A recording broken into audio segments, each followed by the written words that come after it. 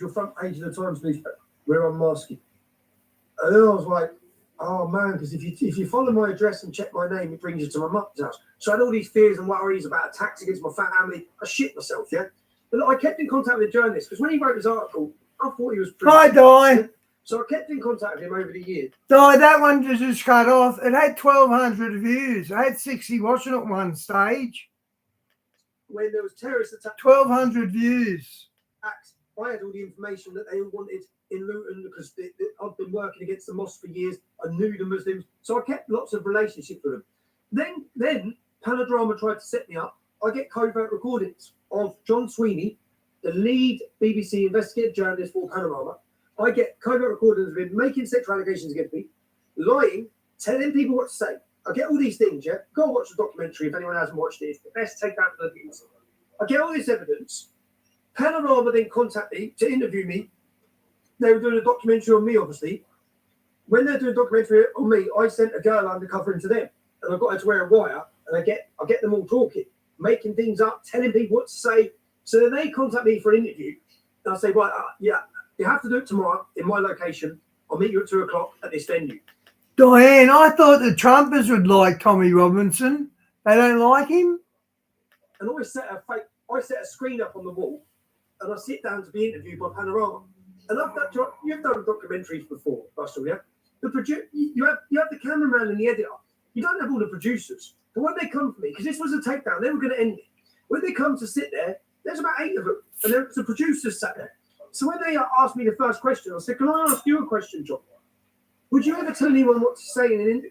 Is that Joe? If you sat down and said, say this, say this, say this, would you do that, John? And he said, no. And I said, play the film. And then behind me on the wall, and I just stared in, behind me on the wall was a covert recording of him saying, say this about Tommy, say this about Tommy. And his actual words were, do we have a deal? Yeah? Hi, Tally, and welcome back. Now, and I've gotten, and at this time, the producers are putting their hands in their heads. I ended it, yeah? But then I ring Stephen Bird, and I say, right, mate, I need to see you. I've got gold, yeah? So I go and meet him. I sit down with him. He listens to all the recordings. I play him everything. I've got him on button cam. He's like, oh, my God, this is fucking huge, Tommy. I said, I know, mate. This is massive, yeah? He says, right, I'll go see my editors. He meets me the next day. I'm not allowed to run it. I said, you're not allowed to run it? The fuck do you mean? What do you mean you're not allowed? Excuse my swearing. Because I know you've got an American audience. I always get the messages. I said, you're not allowed to run it. That's not a free press. That's a controlled press. Now, when I put that documentary out, it went to 2 million views in 48 hours, yeah? And at the time, I got then deleted from Facebook, deleted from YouTube in the same week, yeah? I got re-prosecuted by the Attorney General, right, in the same week. Do you know how many, when you watch this film, everyone should watch it, called Panodrama, trfilms.co.uk. When you watch this documentary, and I asked this journalist earlier if he'd watched it, when he rang me up for an interview. I said, have you seen my film Panodrama? He said, yeah, I have. So I told him the story I'm telling you now. Yeah? I told him the story. I said, so you know Stephen Bird? I said, yeah, he's my colleague. I said, do you work with him? I said, when I produce, you watched Panodrama, haven't you? He said, yeah. I said, it showed lots of evidence, again, of corruption and unfair, abusive playing by the journalists. And he said, illegitimate. And he said, yeah. I said, do you know how many journalists in Britain reported on that documentary? It had 2 million views before they cancelled it everywhere. Not one single journalist in the whole of the UK reported on the biggest expose of the BBC there's ever been. Not one. Not one journalist. You done a video recently on the film that I produced that got me 18 months in jail. Do you know how many journalists in the UK reported on what I exposed and showed in that? Not one. There is no free press. There's the controlled establishment media. And what you're right about is when they want to put a target on someone, their power, the monopoly's gone. Yeah? Because people walk down the street and shake my hand, but it hasn't entirely gone. Because some people will still want to attack you as a rapist. And just like the gentleman at St Pancras Station wanted to attack me, I don't blame him wanting to attack me because he probably thinks I'm Satan. He probably believes I'm a white supremacist. He probably believes I want to deport every migrant or every Muslim, which I don't. Yeah? So the point is, there isn't a free press. I have proved it time and time again with documentaries. I'm just incredibly grateful. I'm incredibly grateful to the American population who voted for Donald Trump. Because without Donald Trump, without Elon Musk, I don't think I don't think the public's ability to see some of the truths of who I am ever would have come. I was the most hated man in Britain. So Katie Hopkins, I don't know if you've viewed Katie Hopkins yet, but Katie Hopkins done the same as Andrew Tate, I think. She knew at the time controversy was currency when she came on the scene. But she was hated. Hated. She was the most hated woman in Britain. She lost her home. They took her home. I don't know if you know what they've done to her. When you hear her story, I moan and bitch all the time about my story. I always moan. And I'm always, poor me, poor me. You never hear Katie tell her story. When I heard her story and sat her down in a podcast interview, I was like, oh my God. Exactly the same as what happened to you. Conspiracy theories. On the same day, the emails come from the church, the rabbi, all of the united groups all come together. She lost her job at the Daily Mail. She lost her. It's the same as happened to Majid Nawaz. I've seen it's happened to so many people. Majid Nawaz, they ended him. Yeah, he's lucky because he got £4 million. Now, I tell you what I mean by England's loss. There's too many Muslims. They overthrow the governments. They outbreed the locals. A payout, so it hasn't ended him. But if he did get that payout, he would be totally ended. Cancelled, deplatformed, no job. Yeah? Why? Because he spoke against the vaccines. When he was talking about the vaccines on LBC, I was watching it thinking, you're ended. And because I know, same with you. When you were talking about it, I was watching thinking, you're in trouble, man. You can't come out of that because you obviously have a platform and you have a large following who are listening to you on COVID, on vaccines. And you spoke about Big Pharma. You spoke about how they all cooperate. I have absolutely no doubt, Russell, that the migrant invasion, we are being plagued. I have no doubt that it benefits them. I have no doubt that mass immigration brings down wages, that they wish to bring in people who are reliant on the state because the mass corporations benefit. I have no doubt that they're using them and their culture to break down ours and the nation state, because then we're more controllable if we don't understand who we are or have our identity and culture. If there is no British Christian culture and it's broke down, we're lost. We're lost. We don't know who we are. So I have no doubt about that. So I at times I've held, when Black Lives Matter hit off, I'll come out strongly against him, man. And then I sat there thinking, they've done this to divide us. I fucking played. And then I thought, well, I've just played my role, haven't I? Because I've stepped straight in and caused the biggest division, yeah? But I have no doubt about that in many of the things. I totally understand that we're... Diane, I just took a peek at the video I just done, and it's only got 606 views. But when I stopped the stream, the true numbers come up on the left. It was 1,200. There was 1,200. They've chopped it in half and only made it 600. So somehow they're drowning my channel. I don't think they do that to anyone else. Being played. But at the same and they do that all the time. To every single stream I do, they take away subs I got. Same time, I think we have to stand up against the things we see. So it's a difficult situation. There's no easy solution to it.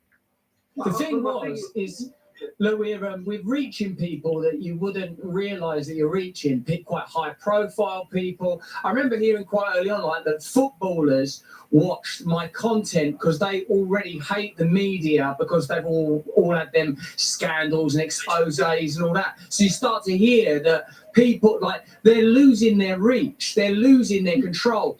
I'm very encouraged, Tommy, when I hear you say about like the migration crisis is likely being used to benefit the state and media interests because it causes division. Like a leftist like George Galloway would say, it decreases the native workers' ability to negotiate a good wage. Then people on the right would say it's replacement theory. Me, I would say I agree with you, it's about creating cultural confusion. Even ages ago, when I was still much more identified with the left, and now I don't think left and right works no more as a paradigm. I think you have to get into God versus not God or something like that. Oh, Diane, they do that to other streams, do they? It comes up on the left on the laptop, the number that's truly watched. By the time I get to the tablet and have a look, it's always halved or a quarter of it's gone. And there's other ones they do that to. Well, that's good to know in a weird way. Like, you know, that either you're on the holy path or they've got you. If they can make you an individual and care mostly about your individuality, and Lord alone knows that's what I've cared about most of my life, then they can manage you, corral you, and pad. Diane, is Mike on in 45 minutes or is it an hour and 45 minutes? You off, kettle you, as it were, to use a word that we're probably on the edge of thinking about when talking about protests and stuff. Like, what I've come to realise, mate, what I feel like is, oh shit, I got a bit distracted because I was really happy that I remembered that bit where you talked about kettling earlier in the thing, and I thought, well, you're really tying this shit together well, and it's sort of like I distracted myself. But like when like the bit of the, oh yeah, right earlier on, I just finished this point because I've remembered it now, Tommy. Like when it would like been easy to condemn you because I was much more I was still in the establishment, say, at least I was an anti-establishment bad boy within the establishment. Oh, look at him, he's sleeping with loads of women. Oh no, he's said a naughty word. But you're just a sanctioned object within the culture.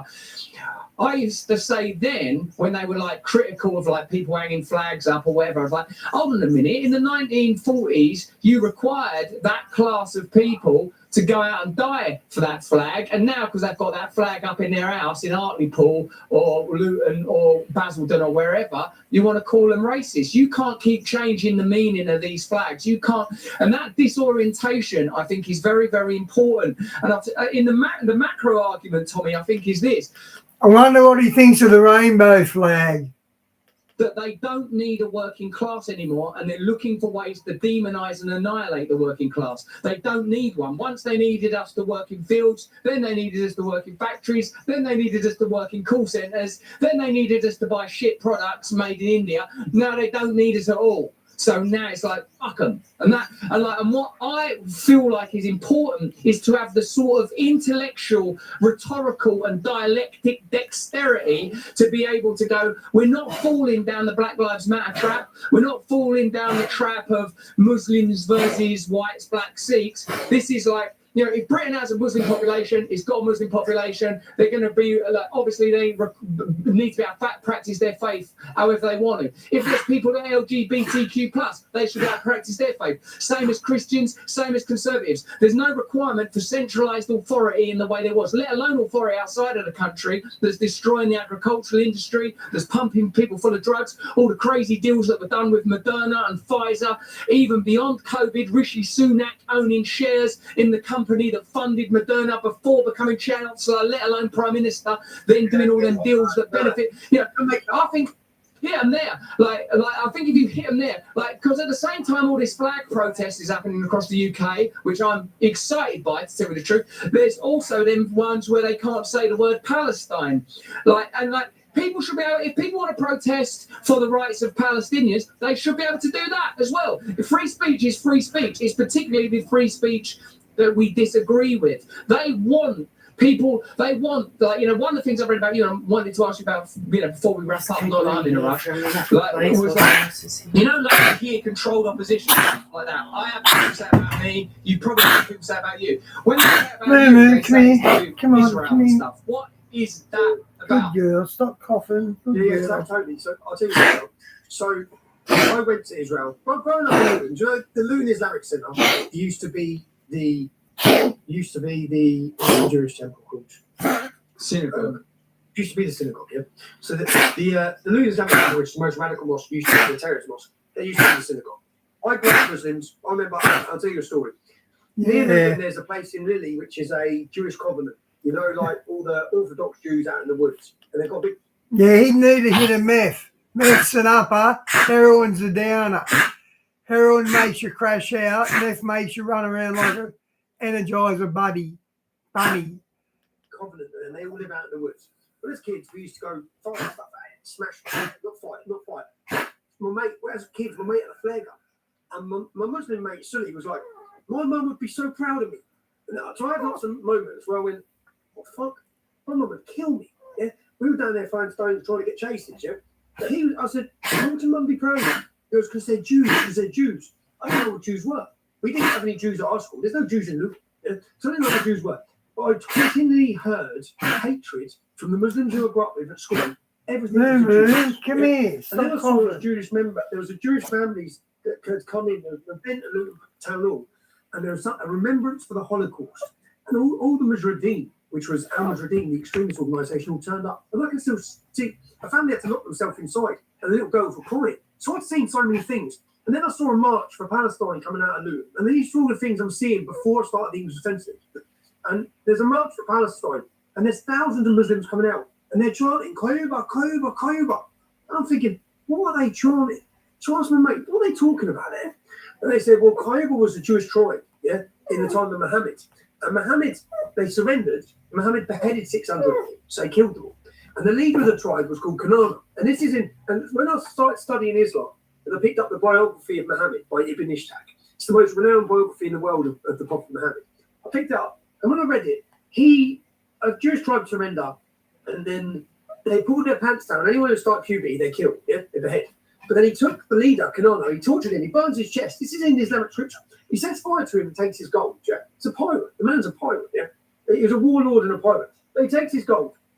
After taking his gold, he then takes his wife that night, Sophia, and he takes her as his wife. Yeah. So much she wasn't a willing participant in this, surely not. Yeah. But so as all this going on, I'm seeing them chanting Qayuba. So I understood the hatred of the Jew. And then as I looked at the Quran, the Quran is 7%. No, Mein Kampf, Hitler's book, is 7% Jew hatred. The Quran is 11%. So there's a big problem here. Yeah, Muhammad didn't like the Jews. Forget Israel. Muhammad didn't like the Jews. It's all in the scripture. It's in Muhammad's life. So when Israel happened, then I went to Israel. I don't know if you've been there, Russell. You've been there? No. So I went there, yeah. So I went to Israel, and I risked my life. I'll send you the footage. You can see the footage. You'll find it online. When I went there, I went to a Fatah control. I looked up. When you get there, there's all these signs saying, don't go past here. And when I got there, I thought, that's where I want to go. And I went with my mate Dean from school, the Jamaican kid I grew up with, yeah. So I went with Dean, but we filmed it all. And when I went, I said, Dean, we're going, I met these young Muslims. I paid them, yeah. They're in Israel. I said, lads, I want to pay you. Get me in that camp. I want to spend the day in the camp, yeah. And then I said to my mate Dean, we're going to this camp. He's like, you can fucking Come on. Come on. Yeah, fucking leave me expensive. You can't go to a Oh, jump, come on. I said, right. I said, we can, yeah. But I said, Dean, I know it sounds mad, but if we go there, it'll be fucking cool. So, and we're in the car on the way there, and I'm looking at him, and we had a big fallout. We agreed to come. And then we go. Oh, man, knock it off. Thinking, the fucking hell am I doing here? But we go into this camp, and I spend the whole day there. I've got some great footage. I'm playing football with all the kids. And on the side of all the houses, they've got murals. And the lad who showed me round was a Muslim, fourth-generation refugee. I related with him more than I related with anyone I met that trip. So I met Jews, I went around the whole of Israel. I related with him more because he was like me. He was a background like me. You could have put him in and he was one of the lads, yeah? And he was telling me things as he's walking around. He said, listen, never fund free person because the money doesn't come to us. And I kept asking him. He didn't know who I was. And I've got all the footage of this. I kept asking him, who's oppressing you, bro? And he said, the Palestinian Authority. And I'm like, Palestinian Authority? I didn't know who they were at the time. Yeah? And he didn't mention Israel. And then he said, I said, what do you mean? And he explained. So on the side of all the houses are murals. So I said, who's she? He goes, she blew up a bus in Israel. Suicide. She's a martyr. I was thinking, she's a fucking terrorist. She's not a martyr. And then I said, who's that? And in this camp, and I play football with the kids. Hey, Shawnee, welcome back. He said, there is no park.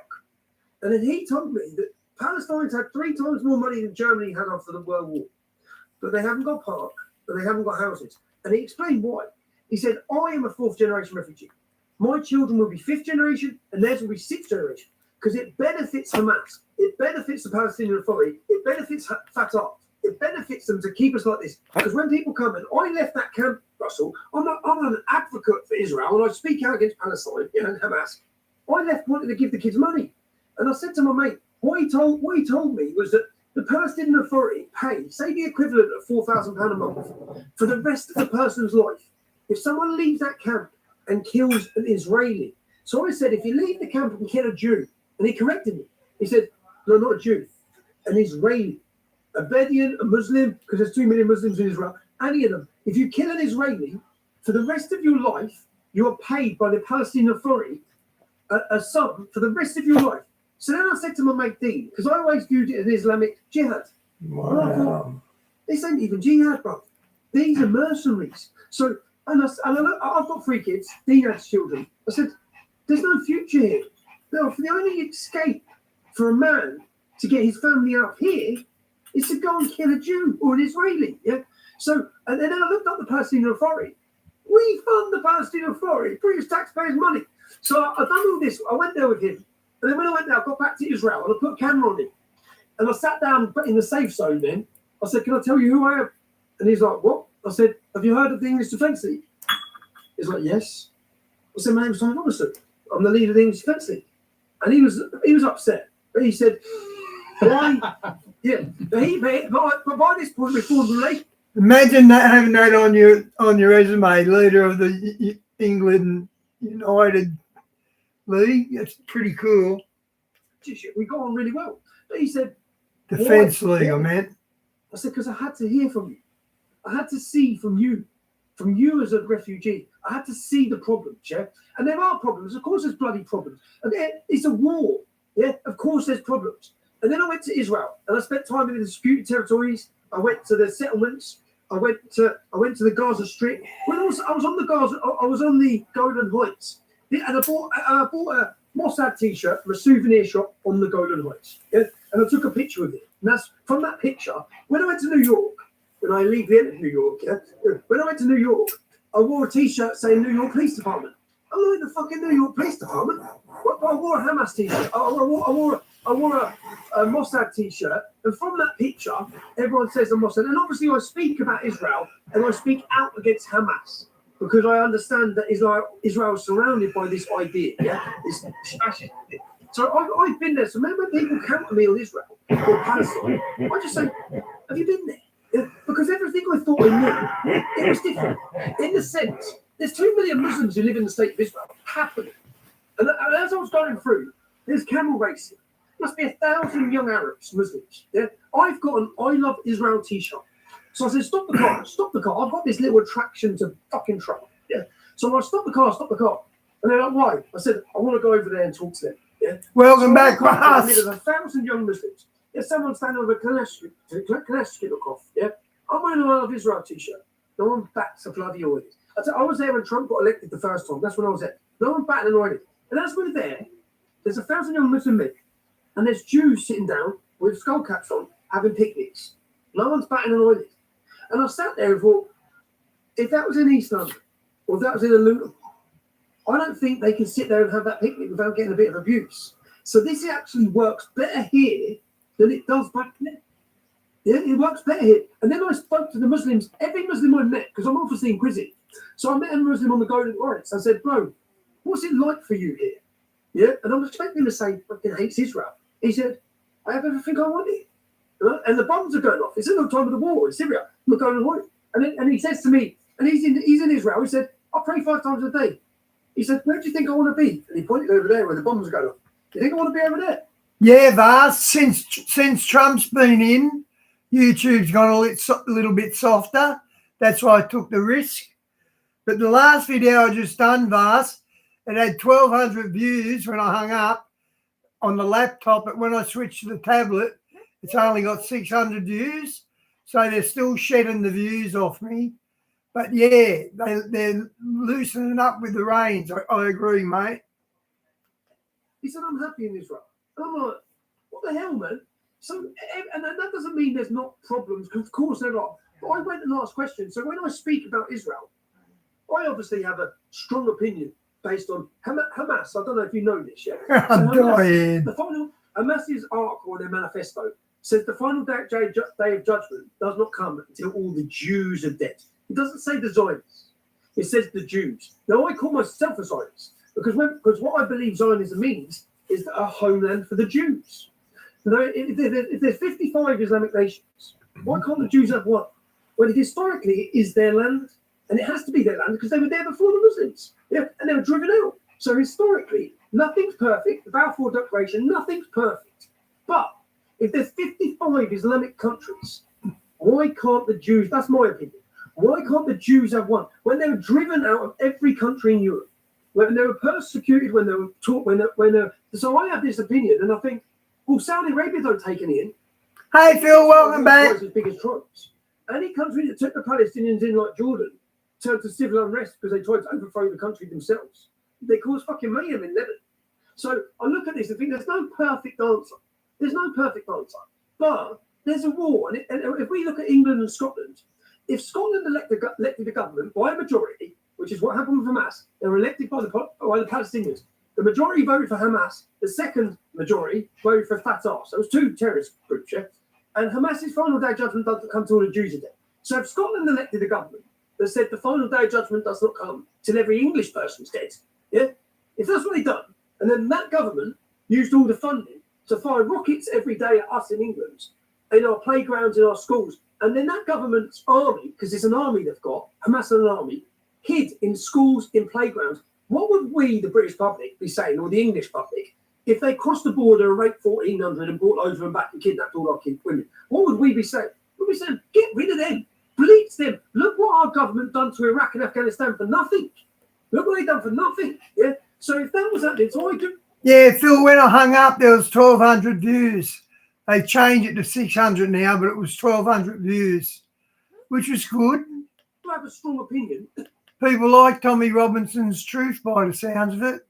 I have never met a bad Jew. I don't know any heroin dealing Jews. I don't know any grooming Jews or rapist Jews. I don't know any. I know that Jews rise to the top because they keep themselves in their family. Their IQs are higher. So I see this, and I've gone down the Jewish question. I've looked at it. Jews have won more Nobel Prizes than any other race or any other people. When people blame everything on the Jews, and you know what? When Biden was in charge of America, I despised Biden. I despise what he represented. I don't mean I hate every American. You can disagree with the Israeli government, but why are you blaming the Jews? Every Jew. Hi, Fiona. The Jews. Well, I don't know any Jews that are in Britain are well integrated. I would agree with you if they didn't put him in jail so many times. If he's on their side, they don't mind giving him a hard time putting him in jail. They're patriotic. They love the country.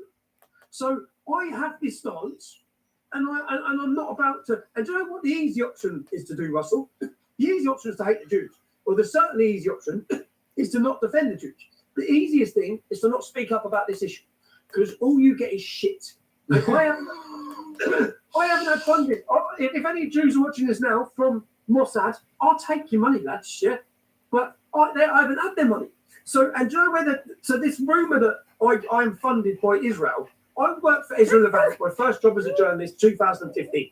Now, yeah. In fact, Russell, I'll say this to you. You receive probably money from YouTube, right? No, they demonetized me after I got. James, that took away a lot of credibility, Obama getting a Peace Prize and then not giving it to Trump. It's got the Nobel Prize doesn't mean anything now, to be honest. Accused of that. And the British government, Caroline Dinich, married to Mark Lancaster of the 77th Brigade, demonetised me that day. So I don't get YouTube money, but I reckon you can sort of tie me to Moody money somewhere. Go on. Rumble, I get money from Rumble. Well, what I mean is, when you receive advertisement from YouTube, the two main owners of YouTube, the CEOs, are Zionist Jews. Now, what that means is, this is what they've done to me. This is how they say it to me. That means you are funded by Zionist Jews. That's what they've done to me. So basically, I received money from Rebel Media in 2015. Rebel Media received money from Bob Shulman, who's a Zionist Jew. If I was a Jew, I'd be a Zionist Jew. Yeah? So I'd want the homeland. Now, when the anti-Semitism is rife in every European country, where are they meant to go? As I said, our country we want to go to is Britain. Where are the Jews meant to go if they don't have Israel? So I understand. At the same time, when you're watching all the media, I get why people are concerned. I get the worry of people looking at the Palestinians. I get it all. But in war, shit happens. Real serious shit happens. And it is a war. And if Israel wanted to nuke and end every Palestinian's life tomorrow, they'd do it like that. They'd do it like that. So they could do it like that. And that doesn't mean in war there's not wrongs being done by the soldiers. It doesn't mean it. But that's so because I say that, and then there's certain things, Tottenham played Millwall, football hooligans. Millwall are the biggest, Tottenham are one of the biggest firms. That's a staunch rivalry. Now, Luton have a good relationship with Millwall, with Tottenham. So in about 2010, when I was at the height of the EDL, I went to that game with Tottenham. And it went all over the hooligan boards all over the country. Tommy Robinson's with Tottenham. Why is he with Tottenham? So I just answered, because I'm a Jew. Yeah, I'm just taking the piss. Yeah, because I'm a Jew. Nick Griffin, at the start of the EDL, when I was wearing a mask, Nick Griffin made a video saying it's a Jewish conspiracy. Yeah, it's a Jewish conspiracy, and it's the British state, and they're working with Mossad, and it's all Zionism. So the next time, when I was unmasked, I went to an event and I wore a badge just to piss off Nick Griffin because he was attacking me all the time because he hated me because I'm a race traitor. So I wore a badge saying I'm a Zionist. Yeah, and it was just me trolling. It's just me taking the piss. Anyone knows my personality? I'm just on a wind up half the time, with half the shit I'm saying. But when you pull those things together, and there's another case. So in 2000, when I started the EDL in 2009, I had a PA called Hel Gower. We had a Jewish division run by a very brave little Jewish lady called Roberta Moore. Now, Hel Gower hated Roberta Moore. Roberta Moore hated Hel Gower. So what Hel Gower done in 2011, we set up a limited company that tried to trademark the EDL. And she'd done this, and she set up the Jewish division of the EDL and the JDL in order to try and trademark it to force Facebook to shut down Roberta Moore's Facebook page. James, I wonder why Trump isn't exposing Michael Obama, Big Mike. I wonder why he's not exposing her, because that would completely destroy the whole left. The whole Democrats would be destroyed if he done that. I wonder why he's not doing it. So people dig up this company in 2011, English Defense, not my company, it was Hel Gower's, my PA. They dig it up and they try to say, see, Mossad controlling the EDL. It's innocent, it's all bullshit. So that's where it comes from, man. But again, that's pretty good. I've got 33 tattoo. I get a lot of grief for that. 32. That's my Illuminati tattoo. I get a lot of hassle for that. What about how come Tottenham and Luton get on there? David Pleat? Was it David Pleat? What is it? What's the connection? The connection was that when some lads got banned from Luton, to get football banning orders, they still want to go football. So there's a lot of Tottenham football lads from surrounding towns near Luton. So they started going there with them. So then they formed a good. Our youngsters had a good relationship with Tottenham's youngsters. So there was a friendship formed. So some clubs have that. Rangers have it with Chelsea. Certain clubs go together. Rangers and Chelsea Celtic, just with the loyalism. That. Yeah. So when people say I'm Mossad, that's where it's come. What about that tattoo, Tommy? What's that? Never mind. And then on this one, that's the Kund of the Sikhs. There's a lot of confusing stuff going on, but that's the one that matters. Our Lord and Saviour Jesus. Mate, that's been very, very, very good to listen to you. There's a lot's gone on there. We've talked for 97 minutes now. I know we could do a lot longer. I'm happy for all of that to go out. I think we should keep on talking, and you see what kind of feedback you get. I'll obviously see what feedback I get. It's going to get clipped up. I reckon people will care about this, but I'd love to talk to you more, mate, and I respect your bravery and I respect. Okay, the next video, Tommy's saying something about Nigel Farage. I haven't watched it, so I don't know what he's going, but it says Tommy unleashes on mainstream media enemies. Tommy Robson calls out Nigel Farage. So let's see what this has got to say.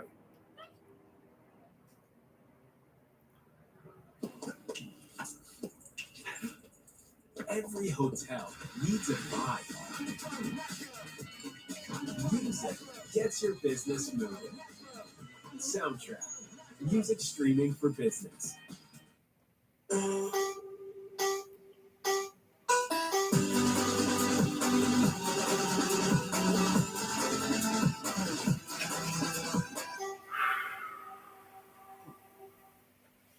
know about every sordid affair. I know about every person. I know about everything. I know about every sordid affair. I know about every person. I know about everything. And I'm not just know about it. I've got evidence and recordings of it in mind. You are wildly underestimating the intelligence of the public, you dumb. Actually, these guys might copyright.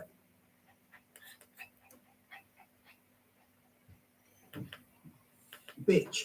So what she's saying there, sorry, excuse me. And yes, you lying little fraud, she should be sued for that. So should Nigel Well, Farage. to be honest, though, you could sue. So should Nigel Farage. Would you consider it?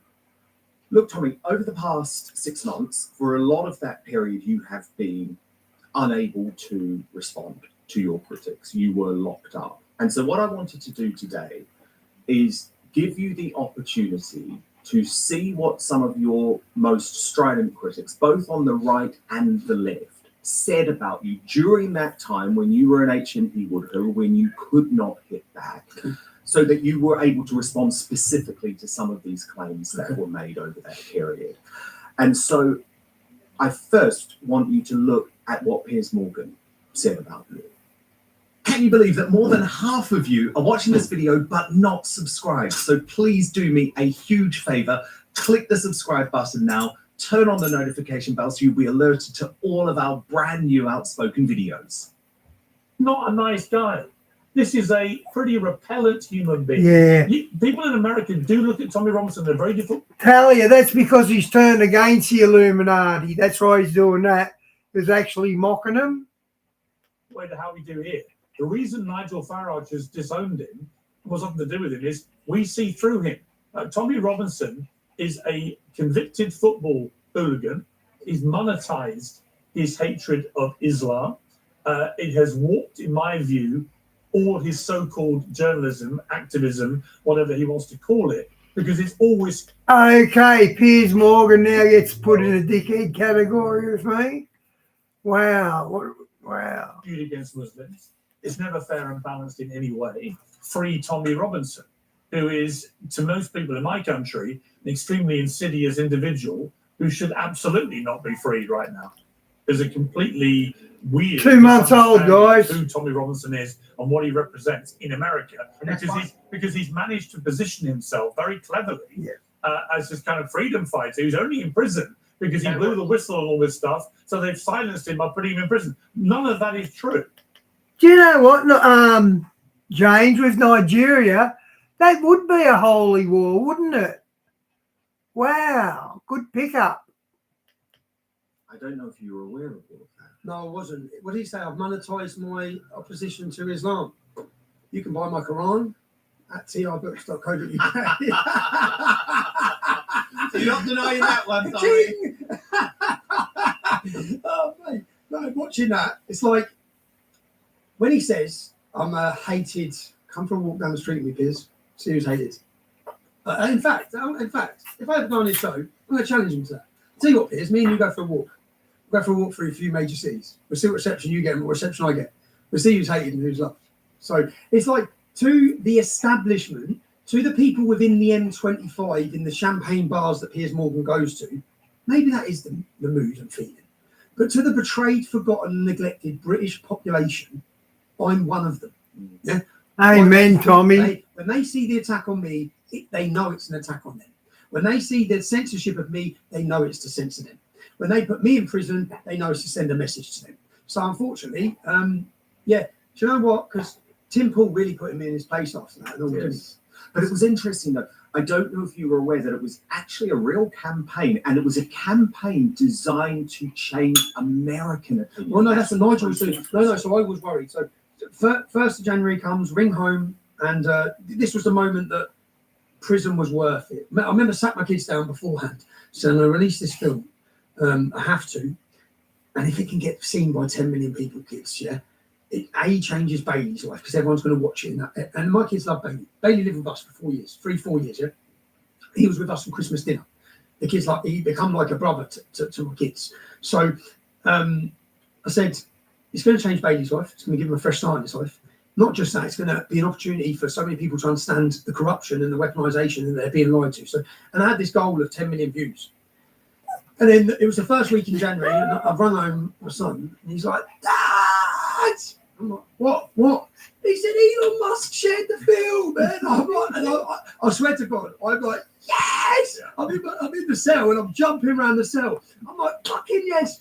And I'm jumping up, because I knew at that moment. And then he said, he shared the Rape of Britain, Nicole story. I still speak to Nicole. Nicole was one of the bravest young girls I've ever met. Yeah? She was the first person to put her face on those documentaries to challenge those gangs in Telford, against everything. She had a real backlash from it. She suffered a lot from it. So when I knew that her story have now reached the world on 45 million views or so.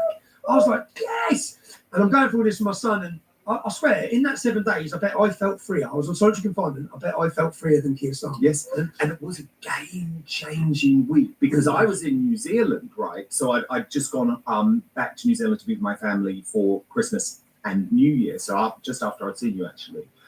And it was amazing. Even seeing in New Zealand, it was a true international story, and that's what was so exciting about it. And do you know who shifted this a lot? Which was, and I understand this from the emails and letters I received from jail. It was Jordan Peterson sitting down. Yes. Jordan Peterson sitting down and having a discussion. So respected internationally. And Gadsad and many of these people gave me the time. Jordan gave me the time. Jordan interview was massive. Yeah, it was a massive moment. 4 million views. It was a massive shifting moment from understanding, and I understand this. I'm very grateful to Jordan. I'm very grateful to his wife, Tammy. I'm very grateful for the opportunity to tell my story without the distorted image that's given by the British media. And that doesn't mean, of course, Jordan's going to agree with me on every single thing or not think I've done things in the past that are wrong. But at that moment in our country, in our time, it was needed. And that issue, and the platform they gave to discuss the rape of Britain. And when I saw Piers Morgan, when my son said that Elon Musk has just tweeted and he's used this phrase rape of Britain. So I'm just thinking, mate, you have to understand, you've been there. You know when you're censored. So the best, most important work I've ever done in my life, the sitting down with these survivors and understanding them and getting to know them for 18 months and seeing the pain in their life and seeing them driven to attempts on suicide, even during the documentary, one of them tries to kill herself, seeing all of this and then releasing these films on Rumble that aren't getting the traction or seen. It's painful. It's painful and it's disheartening and it's not right. So then that week it's like, yes. And all that's blowing up. And then to see Piers Morgan getting schooled, like Tim Pool, when he's hammering me, he said, okay, he's not perfect, he's wrong. But he's the only one I remember talking about. He's the only one I saw that brought it to the world's attention. He's the only one. And I listened to Piers then trying to do, well, no, it wasn't. It was Anne Cryer. Okay, you go ask the British public, how many of you heard about Islamic rape gangs from Anne Cryer? Yes, 100%. Who's Anne Cryer? The other big one, of course, was Nigel Farage. Watch this. No, Nigel said, yeah. Tommy Robinson character, who some see as a hero. And all right, you know, he's talked about grooming gangs and other things, although he's hardly done his own on that, has he? I mean, I was first being condemned in 2012 for daring to talk about it. Anne Cryer was talking in 2002. Yeah, no, I have no idea what the Fabian plan is. She is the heroine. She's the heroine of all of this. As indeed, to be fair, Andrew Norfolk, who was writing for the Times, and Sue Reed on the Mail. There were some very brave figures early on, but when figures like myself as party leaders dared pop their head over the parapet, we were smashed back down very, very quickly. Robinson's talked about this, but he has a criminal record, a list as long as your arm, violence against women. I could go on there. And all I'm saying is, look, Mr. Robinson, do what the hell you like. We are totally separate from that. And I never wanted, and you know this, you've known me long enough to know, I've never wanted my parties to have anything to do with the BNP or extremism. And I never will. They're attractive people then, Mr. Farage. Again, I've never had a conviction or any arrest or any questioning of violence against women. So Nigel Farage just sat there lying, and not just lying, but telling the most ultimate lie. It's like there's paedophile and then there's woman beater. And he's telling the whole platform there that I am a woman beater, which I'm not. I never have been. So he's a liar, first off. Then he goes on and lists about, well, I took that in 2012 and I was beaten back down. Did you get back up, Nigel? Because we've got back up every time. Yeah, we haven't allowed them to beat us down or silence us. We've continued against all the threats. Okay, without your security that you have, we walk the streets. I had to live in Luton for the first at the start of the whole English Defence League, walking the streets of Luton with every Islamic ghetto gang, blowing my house up, setting fire to my cars, battering me in the streets, hospitalising me. So, mate, unfortunately, Anne Cryer, I was in a debate show of Anne Cryer in 2013 on a documentary where she had no idea of the reasons. Do you know what Anne Cryer done? She went to the imams and begged them, please can you do something about it? And they said no. Yeah. And then what did she do? So great that Anne Cryer tried to talk about it, but in reality, then what did she do? Well, she shut up about it like everyone else. Yeah? And I know he's dead. He died recently. In his words, he knew it was happening for years. Along come the English Defence League. He wanted to then take it back. Like he's got some moral high ground as well. He wanted to take it back from the far right concerned Englishmen and farmers. He wanted to take it back. So then he reported on it. So without the English Defence League, Andrew Norfolk wouldn't have touched it. Without the English no one would have touched it. None of the people, and as again, Nigel Farage, who now likes to get angry about it, he didn't talk about it. So, mate, you knew about it. You didn't talk about it. Do you know how many talks there about far right? So when UKIP had their MEP group, this is why I know Nigel's a wanker. Yeah? When they had their MEP group, if you look at the popular parties in Europe, This is how I know Nigel's a wanker. What a classic line. Let's hear that again. That was funny. the English Defence League, no one would have touched it. None of the people, and as again, Nigel Farage, who now likes to get angry about it, he didn't talk about it. So, mate, you knew about it. You didn't talk about it. Do you know how many talks there about far right? So when UKIP had their MEP group, this is why I know Nigel's a wanker. Yeah? When they had their MEP group, if you look at the populist parties in Europe who are now gaining power, who are the future of Europe, Alternative for Deutschland, Swedish Democrats, Vlaams Belang in Belgium, Freedom Party, Geert Wilders, all of those groups aligned together in a group of unity in the European Union. UKIP refused to ever meet. Now, what UKIP, Nigel looked down his nose upon them as far right, because they were telling the truth for the last 20 years about Islamic immigration and invasion. Yeah? They were telling it when you couldn't tell it. Well, I mean, try saying that to Ayaan Hirsi Ali, who very, very nearly was killed for blowing the whistle. That's it. I mean, she was one of them. She was one of them, but Nigel Come refused on. to align with them because he always saw himself as Yes. better. Like now, he sat there and he said, "Tommy, you go do your thing. Well, I've been trying to do my thing. You keep attacking me and lying about it. You keep and maybe it is. Do you know personally? So some people think we'll stop attacking Nigel Farage because it doesn't do us any benefit. It's pretty hard. Even sat here now, when I was sat in solitary confinement, imagine my kids watching that prick. Yeah. Imagine my children watching that lying scoundrel sit on national TV to a daytime audience, a massive audience on Nick Ferrari's show, and say that I've got a conviction for violence against women. At the same time as this, Nigel was crying on TV about Kemi Badenoch making a comment about his membership, and he was demanding she apologise. So you've just gone and told everyone I've got violence against women, Nigel. If you want, again, I don't even want to get into it. I was going to say, if you want all the things I found out about you, which is a hell of a lot. Yeah, I I know about every sordid affair, I know about every person, I know about every, she's okay.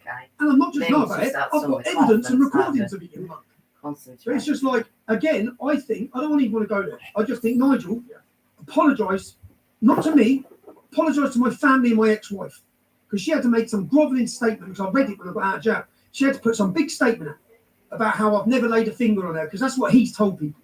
So yeah, it's frustrating, and I'm probably getting frustrated now, because I'm just me sit here. You have to put yourself in my shoes. That's why I wanted you to see it, Yeah, because I because think it's it's pissed me off. important that you I haven't you seen that. see what other people saw at the time. Do you know what pisses And me it's off? very unfair to do that when someone's in prison, by the way, and can't respond. Not just in prison, but when I look at it, and this way maybe I'm getting a bit of it, or feeling sorry for myself. I think you have no idea what I've gone through. You have no idea what my wife's gone through. You've broken my family. Yeah, I've been in prison. I've been in 10 different prisons. I've been beaten and had my teeth smashed in those jails. Nigel would last 10 minutes in my shoes. When he walks outside this gate, he'd run away. Without his £500,000 security, you think he'd be doing what he's doing? You think he'd mention one word without the backed, paid-for security that he has? So I think you wouldn't last a second in my shoes. You're a coward.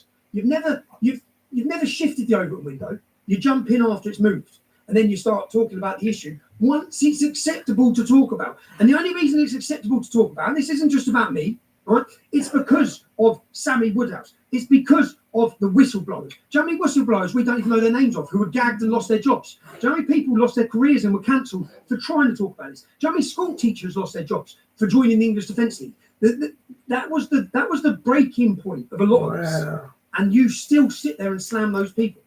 So I get frustrated because I know so many people have lost so much. And then I sit and think about what I've gone through and my family have gone through. All Nigel's done is make millions and millions and millions of pounds.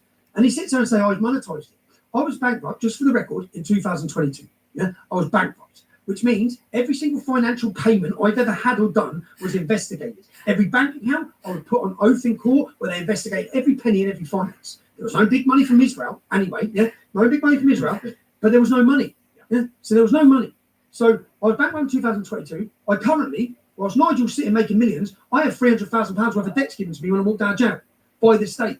So he wouldn't last a second in the persecution that I've failed. And let me tell you, if I was sat down and given a deal, like they tried to give me many times, plead guilty. Wow, what a warrior.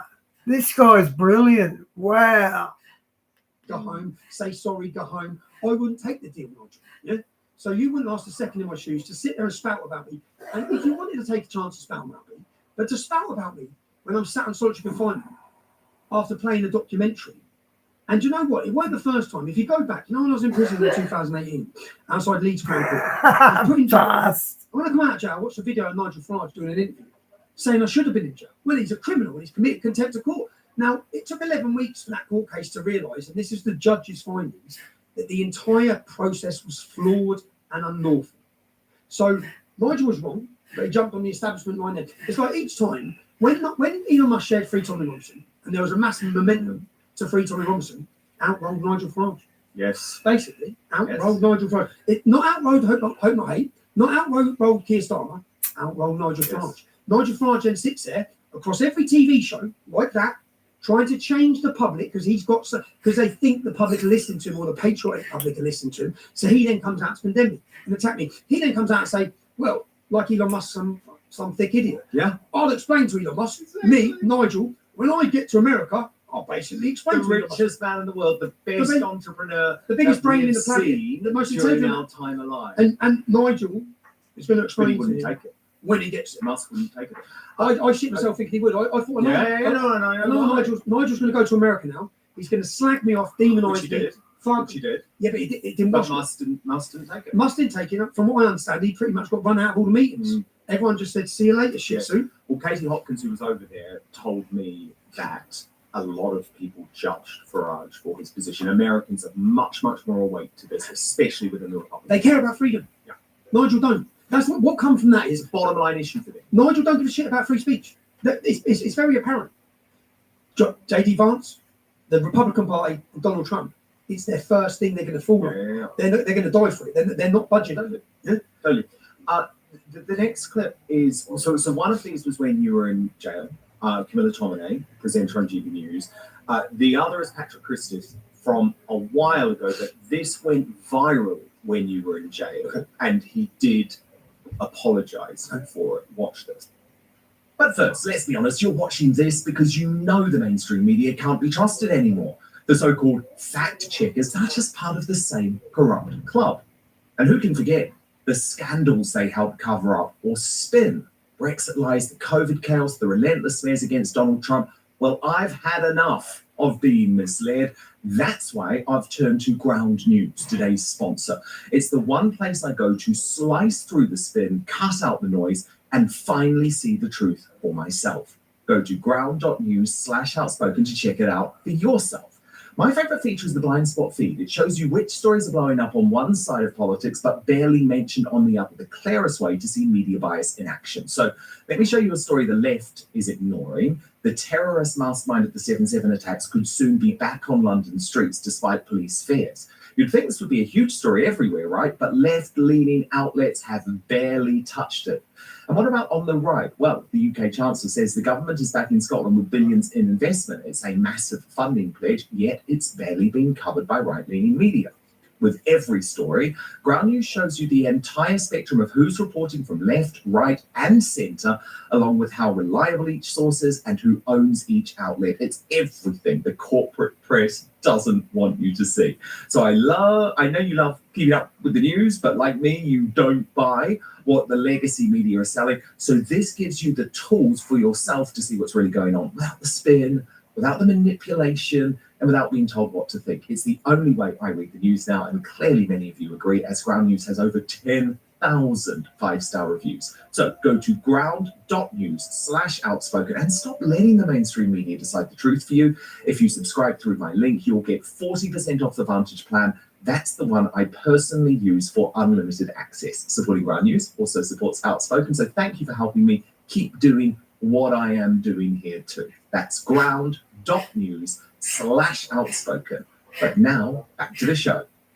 Talking to Tommy Robinson in this loose role as advisor on grooming guns. A, what advice do you need on grooming guns? B, do you want that advice coming from a man like Tommy Robinson?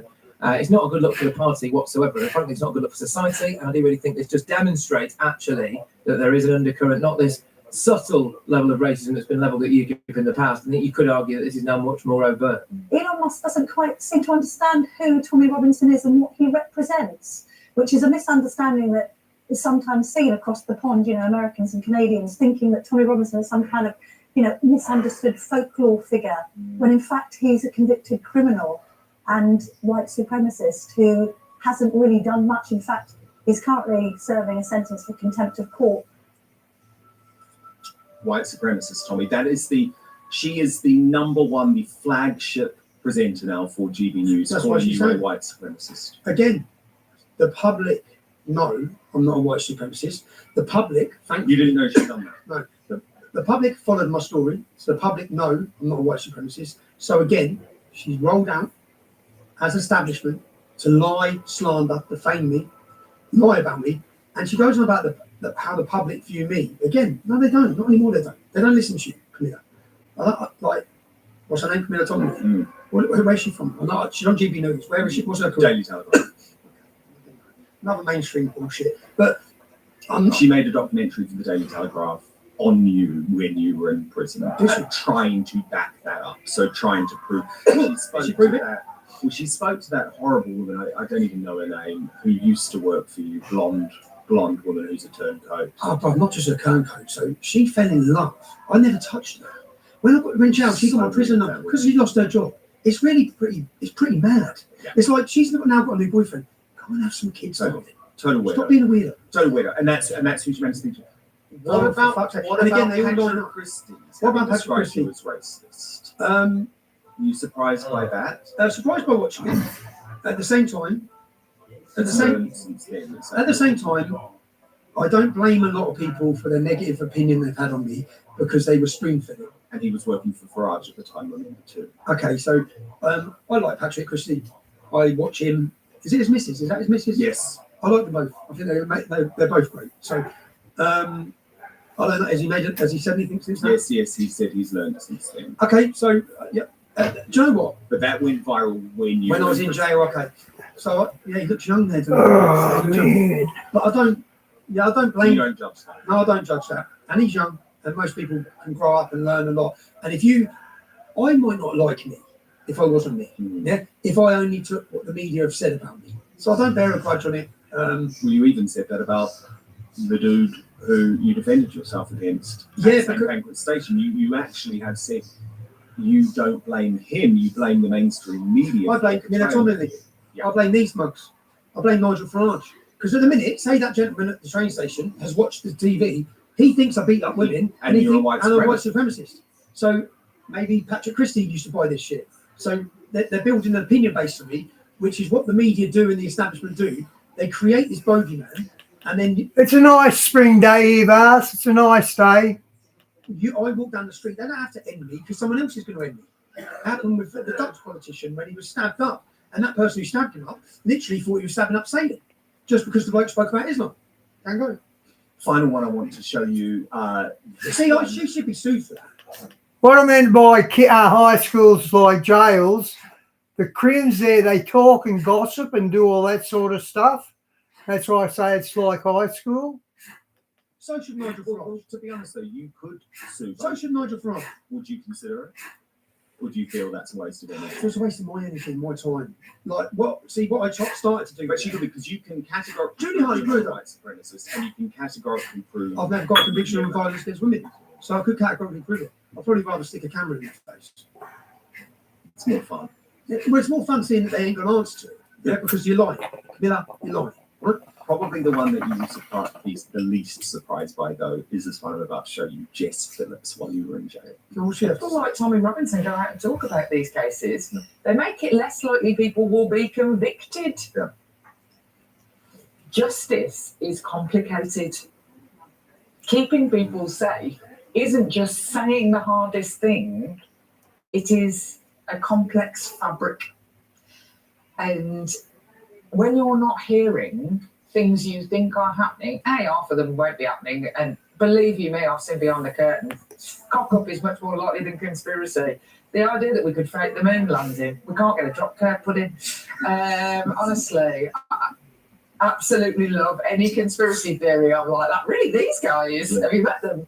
Can you believe they'd be able to lie about it? I am just like, this is you have wildly overestimated the ability of these people.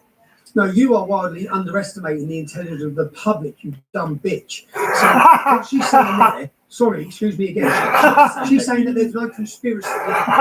It's probably more But likely. also that what you're doing makes it harder to convict. No, again, this was what they spoon-fed after the first court case when I was in 2018, that I risked jeopardising the trial.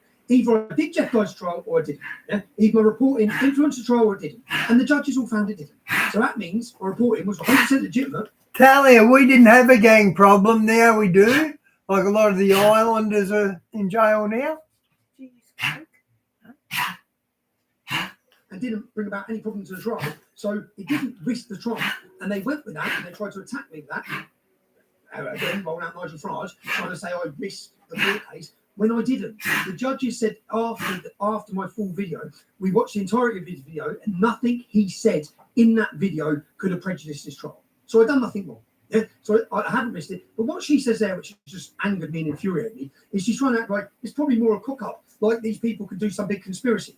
There was a massive conspiracy from one end of this country to the other, and in one council it might have been a mistake, and it might have been isolated. But Rotherham, Telford, Oldham, Bradford, Newcastle, Oxford, the 55 cities. And in these 55 cities, what we found from each investigation, the police knew, the council knew, religious leaders knew, the Muslim community knew, everyone knew. And Jess, you lying little fraud, you knew. We've seen you begging. The reason why she is shitting herself, because she is a rape apologist and she's an Islam apologist, the reason why is because she only won her seat by, 600 votes? Now, if you look at Jess Phillips, look at our investigation in Telford. Our investigation in Telford showed in the grooming gang scandal there, we've done 18 months we spent in that city. We've done a 5-part series. It was a 1.7% Muslim population of Telford. That's it. That means there's 3,500 Muslims, say, yeah? Get rid of the women, get rid of the under 16, get rid of the under 17s. The police investigation identified 1,000 rapists. Identified 1,000 victims. The investigation identified 200 rapists. 200 Muslim men were identified by the police in Telford as rapists. There's only 1,000 Muslim men in Telford. And nothing's been done about this for decades. Wow, this is dreadful. That's 20% of the Muslim men in Telford are raping. So if you take the 20% of the Muslim men and then you take their wives, that's like 20% of the Islamic community who have directly been involved in raping. Yeah, Jess Phillips only gained her seat by 600 Muslim votes. If she lost 0.5% of the Muslim vote in that area, she's gone. So if she stood for an inquiry, bearing in mind we know 20% of the Muslims are raping, they're not voting for it. But do you want to know the most hilarious thing, Tommy? What she Do I doesn't see realise is she's done anyway. Yeah, she's gone. She's finished. And They're all finished. Have you ever seen Even someone who's got weird streeting? They are all finished. Islamists are going to finish them, not reform. Have you ever seen anyone so thick in Parliament? I watch them and just think, you actually don't have any intelligence. But you're not actually got any intelligence. How have you even got it here? How have you even got it? I think that though, when I look at virtually every senior Labour Tommy couldn't run for Parliament, could he? He's got a criminal record now. politician, because The whole back bench. none of them have ever worked. Business been in owners, business- success. No. They are Career political politicians. animals, and it's really, really horrible. Tommy, final thing we do. So I don't know if you know, on my GB News show, I had Greatest Britain Union Jackass, where every day we would crown the best and the worst of Britain. And when I went independent, one of my sort of guarantees with GB News to free me from my station, I said, I'm taking my favourite features with me. So we do it on the show now, but the viewers choose each day. So they nominate 3 people to be the worst Britain in the world today, Union Jackass. And then on a Friday, we put the winners from Monday to Thursday head to head, and we crown the worst Britain in the world this week. So what I'm going to do is run you through our winners from Monday to Thursday and get you to choose your winner. I'll tell you the reasons why as well, and then I'll reveal who our viewers have chosen. So on Monday, it was Narinder Kaur, and I wanted to read out her response to you actually on this, because you posted a message we respect and love the Sikhs with a Sikh woman who had sent you a direct message. Now, Narinder, I don't know if you saw this, but she reposted this and said, I'm a Sikh woman. We do not stand by you or the hate you throw at our Muslim brothers and sisters. Oh, Your man. racist followers wouldn't know the difference if I drew a picture and would happily attack my son or husband in a second. Your response to Narinder. She doesn't believe a word she says. So it's a grift. It's a financial grift. It's a financial grift, which has worked for her very well. Yeah. But then I feel a bit sorry for her because she's put herself in that corner that She has to stick by it. she has to stick by it and keep digging it. And it's very sad to see, actually. It's sad to see, but it's also made her quite hated. And she doesn't believe it. She doesn't believe it. She's a mother, so I don't hold this. No. She's trying to provoke a reaction. I'm not going to give her it. I'll just She was the Monday find nominee. peace, darling. Shoes. James, I was watching a bit of Morecambe and Wise on YouTube the other night, and they were making fun of Des O'Connor. What a coincidence. I haven't heard of him since the last time I watched it when I was a kid. Stay nominee was a woman called Bushra Sheikh, who absolutely does believe what she says. Now, this is a Muslim woman who, after the death of James Whale, now James Whale also Has a criminal record. Talk TV, It's quite funny. died of cancer. Yeah. And look, I didn't agree with James on everything, but my God, he was an amazing man. He mentored me. Within minutes, Tommy, minutes Of him dying. What of she him said. dying, she went on the biggest tirade because of his support for Israel, and it was revolting what she said about him. So she was the Tuesday nominee. Wednesday nominee, the Home Secretary, Yvette Cooper, for this ludicrous, have you seen it, 17 in? Diane, I've been watching some videos. Vegas is completely empty. No one's going there. It's like a ghost town. One out deal with France. Oh, and, that's been We're meant to be happy. Yeah. It's like, solved it. Yeah. Solved it. Cheers, Yvette. You know, so she's another one. And then Thursday was actually, Yeah. because of you. It's probably was true, Vast. was nominated. And we've got some comments on this from our brilliant viewers. Tristan, EL6HS, said, Piers' attitude to Tommy and total disregard to the real threat the UK faces with Islamists really makes my blood boil. You can have the crown this week, Piers. Maggie Lucas, I like Piers Morgan until I seen he said that. 685 said Piers chasing headlines instead of seeking the truth. Gary 31310 says definitely Megaphone Morgan, unless he is self-identifying as Irish this week. It's hard to keep up as he changes his nationality more than he changes his underwear. The same goes for his views on global politics. With him, everything is a movable feast. Thus, he has zero credibility as a journalist. But Nicola Allen said the other three have no influence, but Cooper is an MP and unfortunately has influence. So, Tommy, out of those four nominees, who would be your worst Briton in the world this week? So you've got Narinder Kaur, Bushra Sheikh, Yvette Cooper, or Piers Morgan. I'll have to agree on that. I'll say Vic. I'd say Piers Morgan because he'd reach more people. Because, look, I think Piers, I don't know what he believes. I don't think he does. I think Piers believes whatever he thinks will ride the wave and getting popularity and cause a stir and getting views. Amen, yep. So, pro-Israel, then he's against Israel, pro-Black Lives Matter against Black Lives Matter, pro-vaccine against vaccine. What the fuck does he even think? Yeah, exactly. Whereas Yvette Cooper is a true enemy of the state. Well, it's interesting, actually. And she sat YouTube down, didn't she, and grilled them and forced a private business to remove my channel. Yes, and said in the select committee, look, here's Tommy Robinson, he's showing up in the recommendations. I mean, it's nuts. Well, look, I'm back. He's back. But, you'll be seeing my video pretty soon. In fact, you'll be seeing about 1 million of us in London on the 13th September.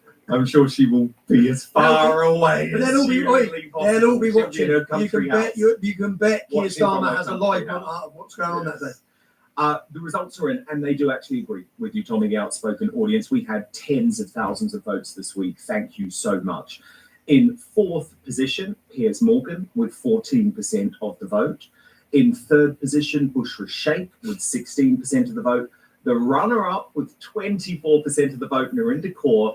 But the worst Briton in the world this week, Tommy agrees, the Home Secretary Yvette Cooper with 46% of the vote. Tommy, just remind everyone where they can get the books and the merch. Get the books at trbooks.co.uk. You can watch any of my documentaries, my investigative journalism at trfilms.co.uk, and you can get the UTK March for September 13th, which we've got hats, we've got loads of stuff. And I think UTK is going to become the British MAGA. It's going to become the British, 100%. It's going to spread, it's not stopping. It's going to get bigger. So you're going to do a lot of merch for this? Yeah, well, with merch, I'll just start getting these done, but we will do merch. But I just think the name, the branding, and the movement is going to become a cultural movement. Make America great again, uniting the kingdom. It's packed. Okay, guys, I'll finish off with Tony like I usually do.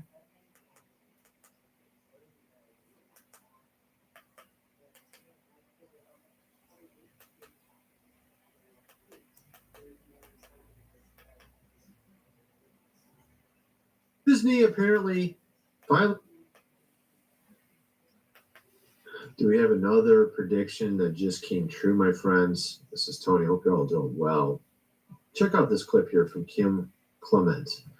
And we'll get into, we're going to get into a ton of stuff in this video. We got some updates on Disney apparently finally changing its tune, but not for the reasons that you and I would want. I think I done this one yesterday, didn't I, guys? We'll get into that. We got here a statue of Jesus is going to be built in New York City. Well, that's what our president wants to do, even though Zoran just got in. We'll get into that. We got women cheering on the Muslims coming in. Not hilarious whatsoever. We'll get into that. We got a ton of other stuff. Jordan Peterson over on Dave Rubin's channel. And are we going to even be around in 300 years? We'll get into that as well. Actually, we're going to get into a ton of stuff, my friends. Let's just get going here a little bit. Let's start with this clip here. If I can find it. Here it is. Check this out. This is interesting. This might have something to do with New York and what just happened there. There shall be a lulling. Hypnosis puts you to sleep. God said this that is going to happen is going to be mesmerizing. During November and December, where I will expose one after the other. And people in this nation shall look and say, we have to call upon the name of the Lord. Because Islam has not only come from the outside, but from the inside. The inside. In New York City, we have a new mayor, Zoran, who just won, who says he's a Muslim, although some are wondering if it's really true. He seems to be sort of a chameleon. He seems to also say he's communistic. He quotes Lenin. He also goes to places you would never anticipate if you're Muslim, bars that happen to be gay, tries to get constituents to rally support for him.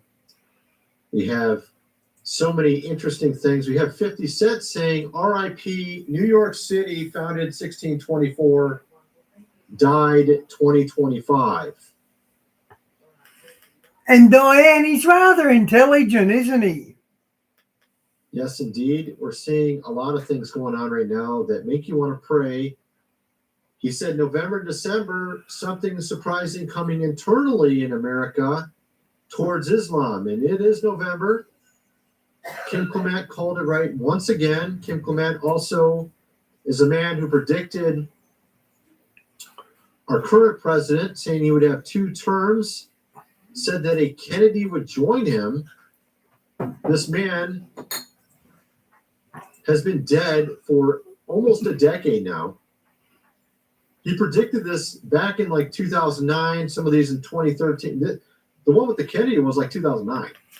Like him or love him, Kim Clement, he did get some prophecies accurate. I just wish he didn't like the Pope and give the Pope raps. How did he predict our president Anna Kennedy would join him back in 2009? Considering the fact that the Kennedys were on the left, on top of that, I mean, it's insane, right? But he did. He's not the only one. There's others that actually predicted as well, Mark Taylor. But we're seeing something happen that hasn't happened before. And actually, as I pointed out on my other channel, this infighting on the right while the left is winning these cities, I think they don't understand that those fighting on the right are on the same side. Once you understand who's behind Zoran, because of course those that are pro, Israel, tend to talk a lot about, Muslim. James, I hope Trump goes after him or takes his funding away, make him look bad. Some things happening in our country. This is not good, right? Well, interestingly, look who's behind Zoran. Well, first, let me show you this first. So they had a Democratic primary, and when they were asked the question, which country would you visit? First is mayor. All of them said the same country, except for Zoran. Right here, this country. They all said they would visit this country. I'll just play a little bit of this. Check this out. The first foreign visit by a mayor of New York is always considered significant. Where would you go first? That's right, Ms. Adams. First visit, I would visit the Holy Land. Mr. Cuomo? Given the hostility. Look, and you can see what he's already going to say right there. This is Cuomo. You can see right there what he's going to say. And guess what? This guy says it too. This guy says it too. Everyone says it. We're all going to visit that country first, except for Zoran. Zoran says, no, I'm going to stay in New York City. So everyone just assumes he's not pro that country whatsoever, right? Or is there something different that we don't realize? Oh, where did his money? Oh, look who backs him and celebrating his win. Oh, it's Soros. And Soros. Nah, tell you, I don't think he's ever spoken communism, Trump. I've never heard him say something like that.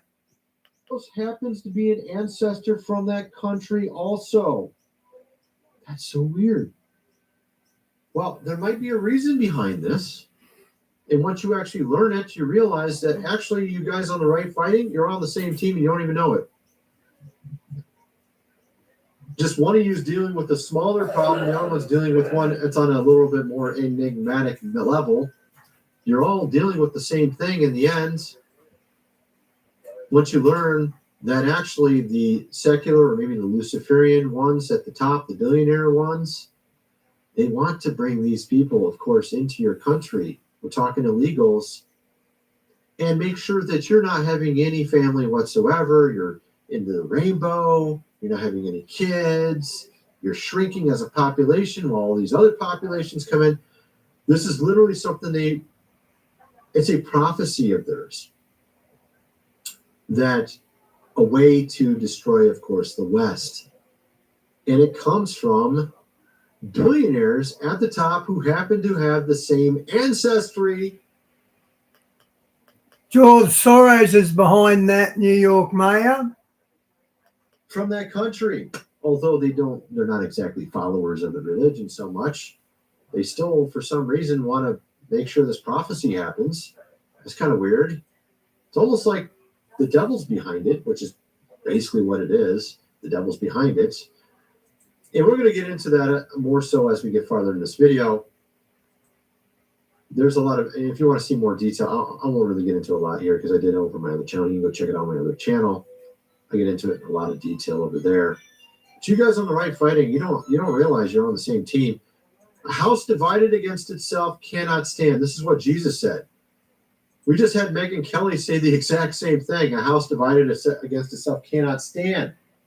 If the right's divided, it's going to win every time, and you lose.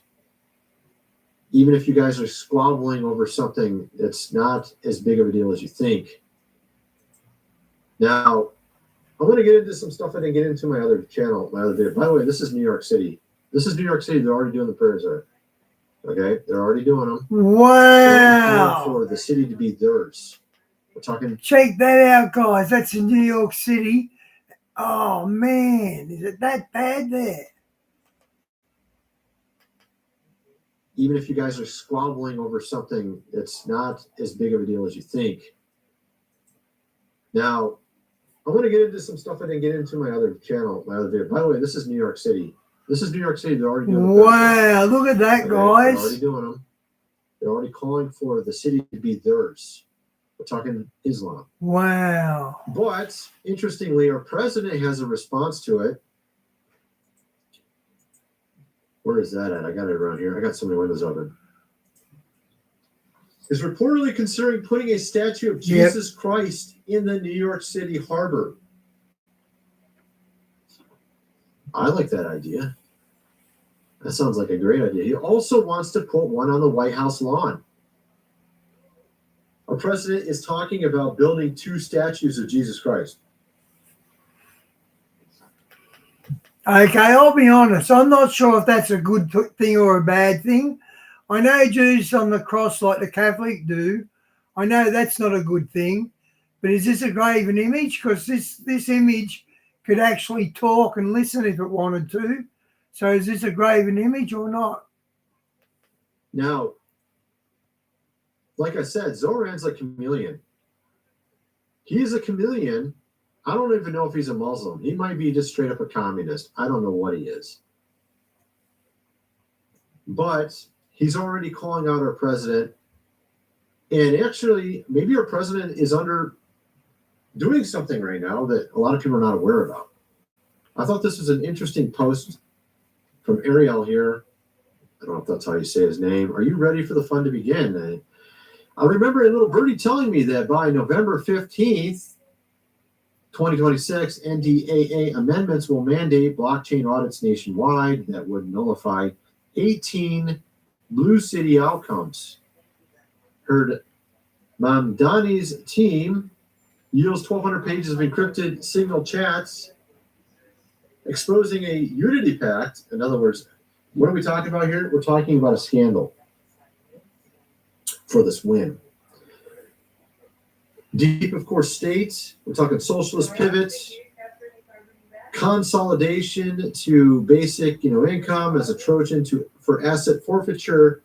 HR 8618 stalled October 2025. Mamdani embodies this. His housing as a human right ordinance launders $3.2 billion in federal HUD funds to CCP-linked developers. The president's op counters with America First Deportation Act, EO draft November 10th rollout, targeting 1.4 million non-citizen. So is our president just barely getting started? You remember, this is only the first year. You're already seeing him talking about arraigning a number of people up at high. Is this sort of a trap? Is there something he's going to do where it ends up a lot of people, of course, get, taken in? It's kind of an interesting thing to think about. Saying there's corruption behind this. You have Soros behind this guy. And so that's something interesting to think about. Now, with regards to what I was saying about both sides are on the same side, there's a strange prophecy, an ancient prophecy, that comes from a certain book that those from that country in the Middle East seem to follow. And some of these guys at the top, like I mentioned, Soros, are trying to bring it to pass, some of these predictions. And one of them is essentially looking at America as being sort of not our friend. This guy here is talking about it and labeling us as Esau. Okay? And saying Christianity ultimately became Western civilization. So they want to, of course, get rid of that, change it completely, get rid of our culture. And that's why you see what's going on in all these Western countries. For example, here is England. So Whitechapel has been conquered. I thought we would just take a good look through Whitechapel, the absolute state of it, because something went viral recently, a picture, and it's just telling, and it kind of builds off what you can see there, Arabic written on the subway system now in England. You see that? You can see here, this is in London. Wow, Muslim graffiti. They're well entrenched when they're doing that. Wow.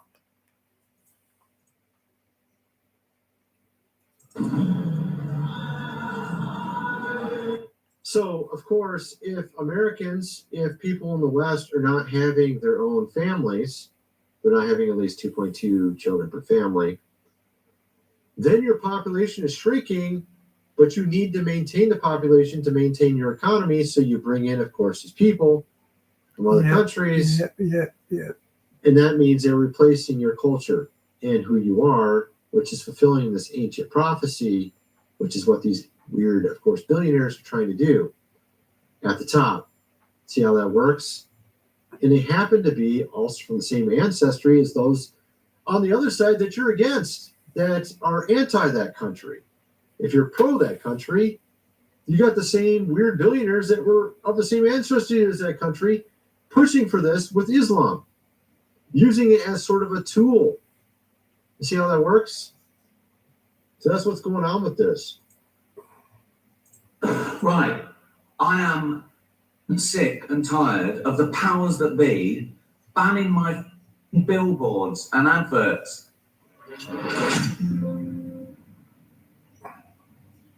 Want to bring you some breaking news this evening. Police are responding to an incident in... So look, he put up a sign. This is Ricky Gervais. Put up a sign on subway systems saying, "Don't forget your vest," because you might get, of course, stabbed. And then, of course, that exactly happened. He didn't put that up, did he? Don't forget your vest. In Huntington on a train. And this is his billboards. You got Germany canceling Christmas markets because apparently of these type of things happening. You got what's going on in Paris. This is a pretty crazy video here. Check this out. Good days. Oh, wait 1 second. Got it. Nah, just a second.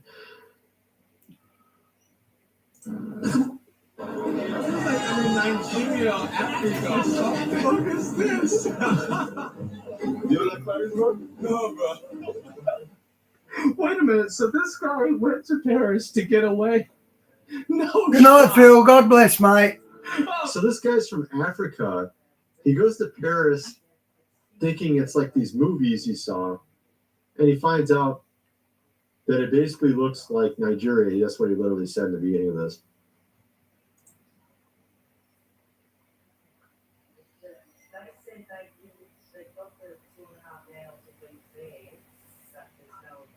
The bowel cancer screening test. Set a reminder to get to it.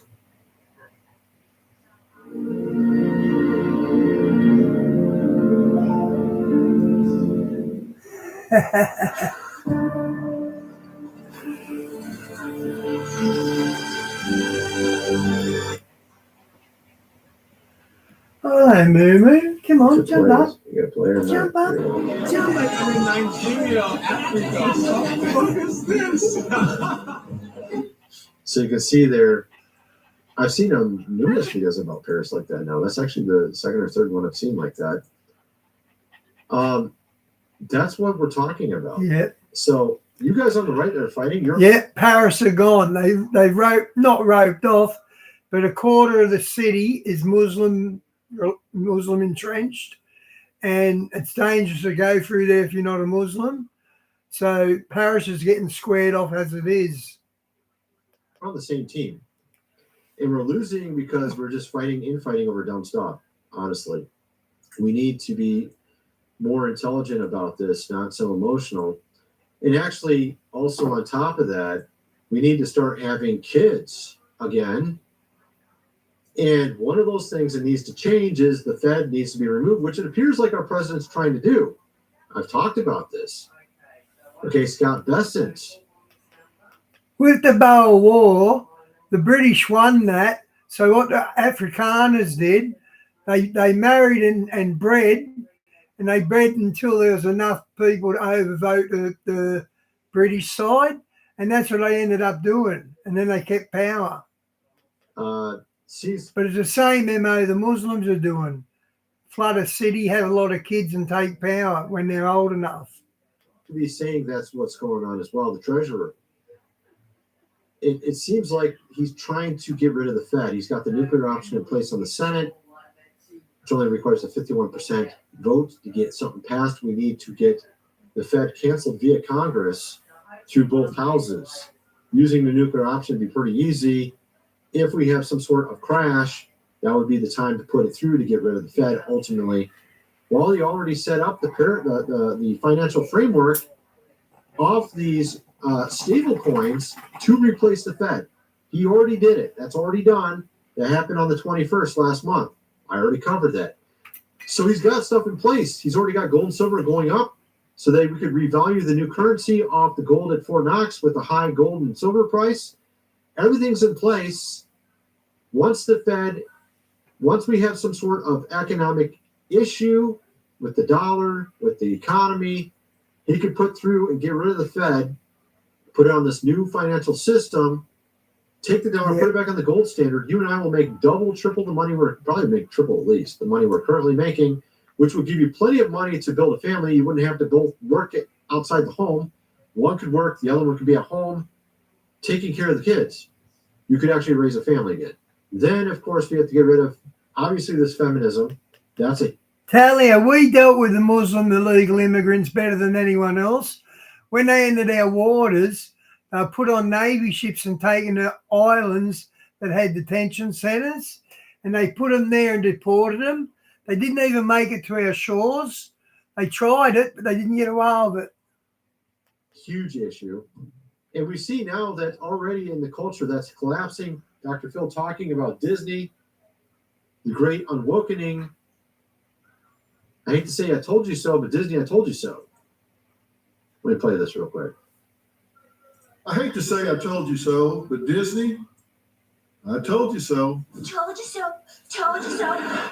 Why? Because now they're acting like none of the race-swapped princesses, the same-sex kisses of the seven dwarfs being replaced by magical beings ever happened. Suddenly. But James, you know it's the left-leaning governments that are doing this because the rights don't need to do these sort of stunts. It's always the left doing this immigration crap because they're just chasing the votes. They're rethinking things. Yep, after the billion-dollar losses, the boycotts, the empty theater. Yep, exactly, man. They're finally rethinking because they're losing so much money. It's impossible to go for. But who put that in their ideology in the first place for Disney? Maybe some billionaires with some ideas in their head because they don't like the West and they want to make sure we're having a bunch of course, children. See what I mean? Then we have to have all these other people coming in, which is different. It sounds crazy, but it's true. It's literally true. Okay, this is what they're doing. We have them admitting to it. I showed it over on the other video more so, but they have literally admitted to this stuff. That's what they were trying to do. I think our president is trying to invert all of this. And but Talia, the difference with the Muslims, the Latinos, the Asians, the Islanders, they fit into the culture. They don't try and buck the system. But every single Muslim does. They try and buck the system. Then we got this. That's the difference. Here, this guy, Wes Huff, he grew up actually in a Muslim country. And he talks about who is Jesus historically. I would say that it's very important that you get the right Jesus because I've seen this guy. He's on solid ground. All sorts of friends within Islam who say, we love Jesus, or my Buddhist friends who see Jesus as some sort of slave leader, and they say we love Jesus. James. And unfortunately, the reality is that what they think or who they think Jesus is not a Jesus who can ever. James, that was funny, mate. If I want to encourage them to actually find what the truth is, in one sense, my commitment is to truth with a capital T. Of course, if you look into the historicity of Jesus, all the texts surrounding Scripture, surrounding the New Testament, and the historical claims presented, if you go look at sort of what a historian would tell you, they're going to land more so with the idea or the claims that Jesus claimed to be the Messiah. They're not going to land with, he was a Muslim. You see what I mean? or so that's sort of a big deal, I think. Obviously, you got people that are secular that will just downplay what he said or downplay what's been told from history. They're going to just say, oh, he was just a prophet or something like that, right? But there's a big difference between things that were said in the Quran versus the Bible, because the Bible is a more ancient source. The Quran is like 500, 600 AD. I think it's 500 AD. Yeah, see, I'm right. 600 AD, 571 to 632. That's when Muhammad lived. And of course, he got some of his ideas from Christians he knew, from Jews he knew, and he essentially took his pagan Mecca, which was full of different gods, at that place, Kabul, where they have the stone, right, that they all go around. Good night, James. God bless, mate. It's an ancient thing that existed before Islam. And he happened to pick one of the gods and canceled all the other ones. The god he picked was the one that was on part of his parents' last name. So he literally took the moon god that was part of his last name and put it as the god, and then sort of tried to make it. He took Christian elements, Jewish elements, and made a religion out of it. It's basically what he did. And a lot of people are not aware of that. Talia Lobo was a guy who showed up a couple of days ago, and he was very obnoxious. And then we had a chat to him, and he come back okay. So he was originally a troll, but we're getting him on side. But Henry, also you have the factor of, like I said, having enough children to maintain your population, so you don't need, of course, immigrants. Lauren Chen talks about this. 81% of young women voted for a literal communist, but the right has spent the last few weeks attacking young men as the problem. Right? You remember the whole thing about Ali Stuckey talking about corn? Like, that was the real issue when actually it's feminism. Mandani supporters celebrate literally Sharia because of their parents being for a president. This is Guys, I'll play JW as well when this is over. He only goes for 10 minutes, but he's really good on the volcanoes, earthquake, and lava. So I'll finish off with him. This one's nearly over anyway. This is the reason why people say, should we even allow them to vote? This is literally why they're saying this, is because of stuff like this. Starts now. Absolutely. Zohran Mamdani, Islamic Caliphate, our brother in Islam, Islamic Caliphate of New York. This is what we're talking about. Like, just even with their parents. Just, we're so cool.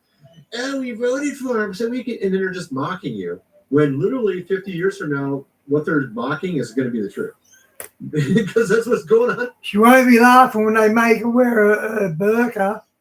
In London right now. They have no understanding. Why are you even allowed, of course, to vote? That's why that's what some people are asking, because they do stuff like this. They literally are clueless.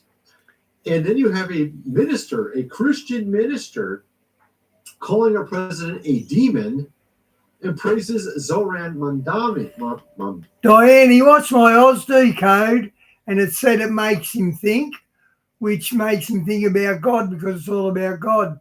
So that's one good thing. Yeah, that's how you say that. Exemplifying biblical virtues. What are you even talking about, dude? Okay, let's play this. This is a woman preacher. So, power hoarding. When Kelly asked if I wanted to preach on this topic, I immediately said yes.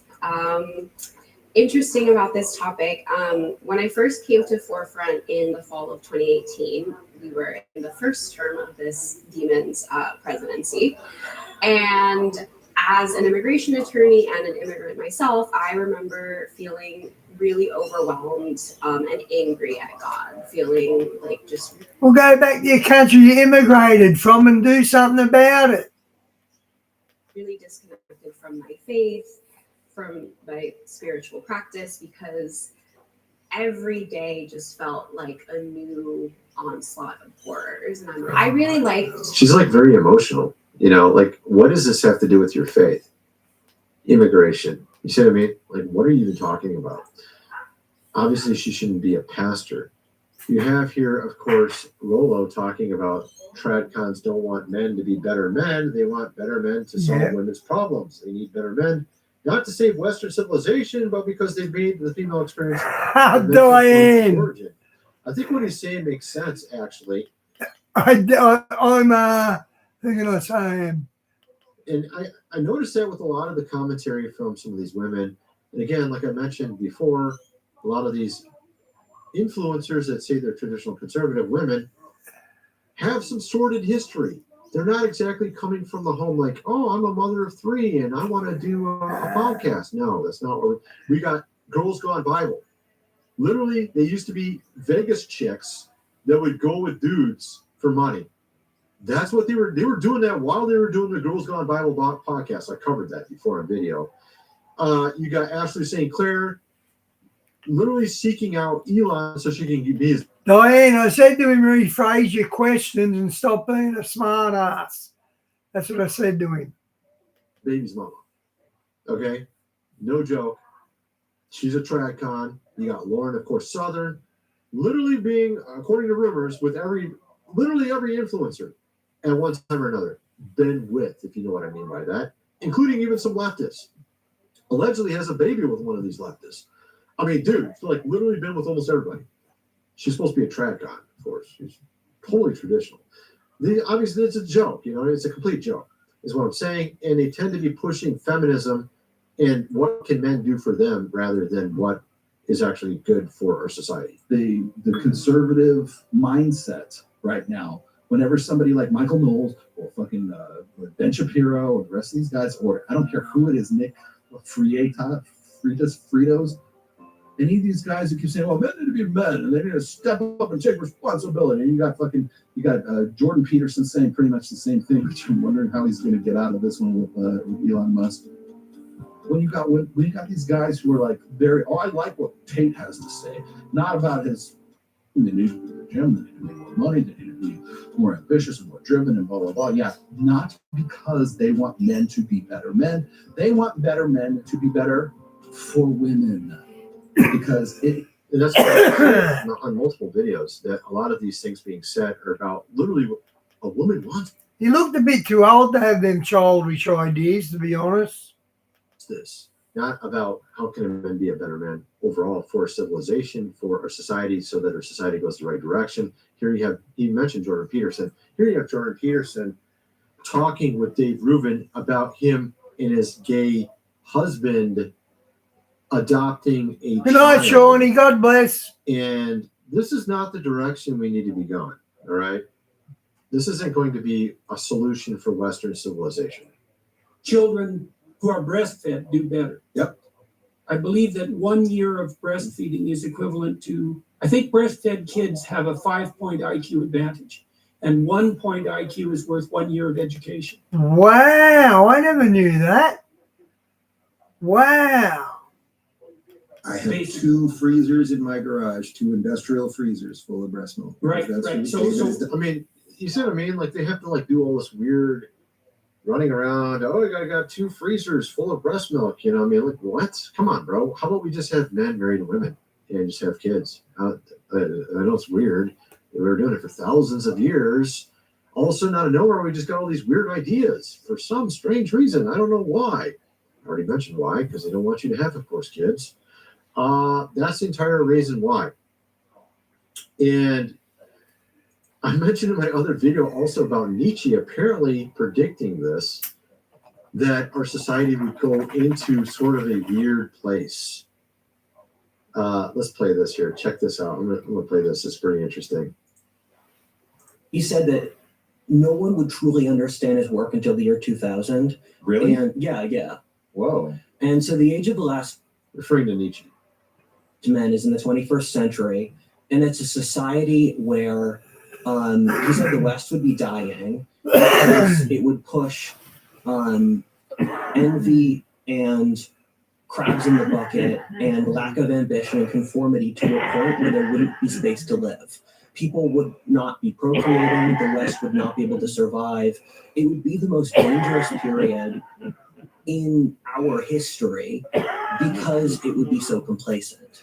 And it's so it's actually, this is a guy from 1880 that predicted that in year 2000 plus, people would finally understand what he was saying about the future, about the last man, and saying that our society would die out because they would no longer be having kids, it would be complacent, to be conformity, which of course they're trying to do now as well. At any rate, I wanted to get into that as well. Kind of wondering what some of you guys think about all this. Let me know in the comment section below. Good night, Di. Thanks for watching. Okay, guys, I'll finish off with JW. Only goes for 10 minutes. But it keeps you up to date on the tsunamis, and you'll see.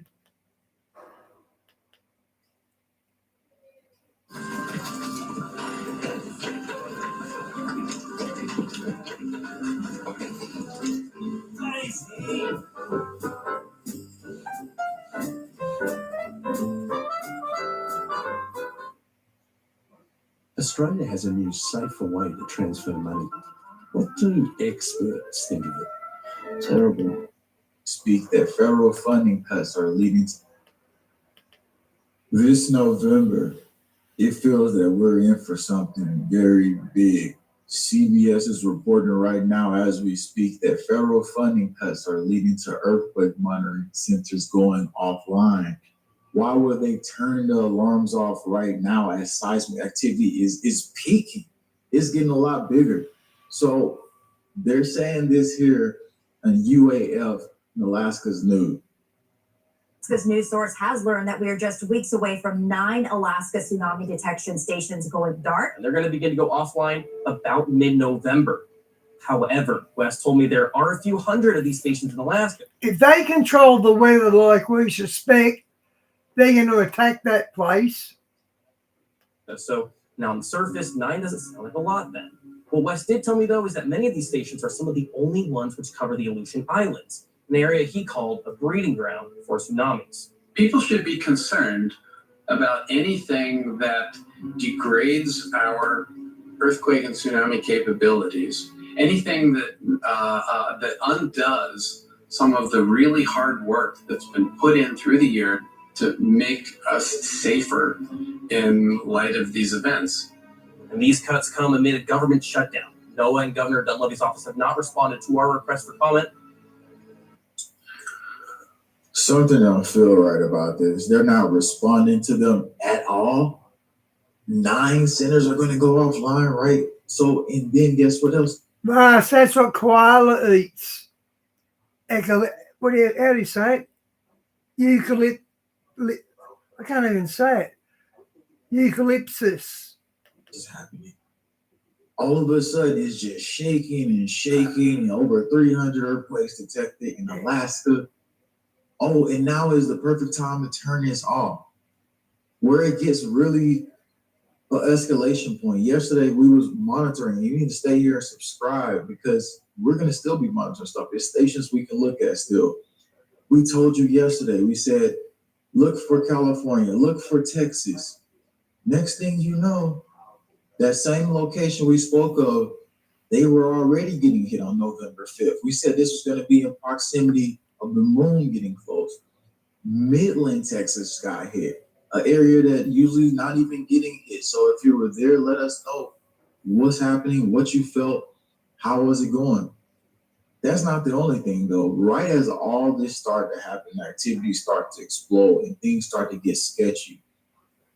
Seismic detectors, the seismic shift, scientists in Oregon are now sending out tsunami warnings. So I just don't feel right now like this, some nerve-rattling event here is taking place. And let's look at this. This came out November 5th. Scientists say it's not a matter of if, but when a major earthquake and tsunami will strike off Oregon coast. And something very strange is also happening underneath Alaska that I've pulled up, and nobody's talking about this. But first, let's listen to what this scientist says, this geologist in Oregon's department. It has the potential to happen at any point in time. Yeah, Vas, I'm going to do Mike tomorrow. He goes for like an hour and a half, and I haven't got an hour and a half. I've got some things to do. So after this one, I'm hanging up, but I'll do Mike tomorrow. Guys, he's talking about Mike from around the world. He's an insider that knows a lot of stuff that's going on. And he's the only guy we regularly follow in this sort of platform because he always not always, but what he says happens a lot. So that's what we're going to watch tomorrow. And so it could be now, it could be tomorrow, it could be weeks from now, it could be years from now. That's the challenge. But obviously, the more time between events, that points to more strain accumulating and obviously a bigger earthquake eventually. The accompanying tsunami would be pretty substantial as well. This is the time right now that I'm gonna show you the next thing they're doing. They've been coming out on the public broadcast, y'all. Like, why? Like they wouldn't do this stuff right at this point. They're saying seismic shift. Look at this. Then they're like showing the tsunami formation. There is somebody that is watching the waves because of the moon right now. And we were saying that the moon coming close, the tides, everything else going to start to be affected. I'm not saying. And you got that, what is it, 3A, what is it, 3A Atlas? We got that affecting the sun. That we're going to see a tsunami hit at all. I'm not saying that. I'm simply saying that there is something very dark behind this because we got to turn them off at this point right now. And like we said, you can see the moon coming in at its like closest point to us. So yeah, we're going to be affected in a huge way. Now, moving deeper into it and letting you see the person who's on the coastlines because you can see the waves starting to do the tidal shift right now off of Oregon coast. I don't like this that we've been hearing this right now. I don't like this. And I wonder how y'all feel in the comment section in the chat and what if you've been seeing. This person is reporting in the area off Oregon coast right now. We'll give you the name of them right after this. And here we have king tides on our first day coming all the way up to the seawall. We have a very strong wind from the south, which is making it very messy and less organized. We're supposed to have higher tides later in the week. You still do not want to go down on the beach until the tide has shown that it can safely recede and that you are aware of any kind of sneaker wave warnings. There's supposed to be 1 inch hail coming in and rain, which is going to be significantly worse right now. It's kind of weird watching this scene with a warm, sunny back. But it's not over yet. This is the first of 3 this season. So stay safe, stay dry, use your heads, enjoy the waves. Laura from Rock Your World Gems. Over now.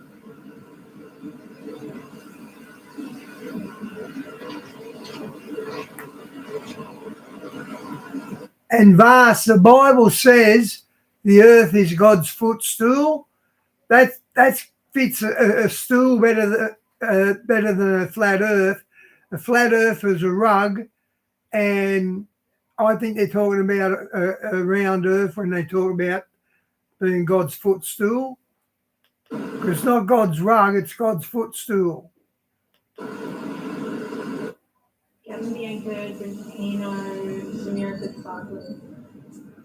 Sometimes great value just stares you in the face.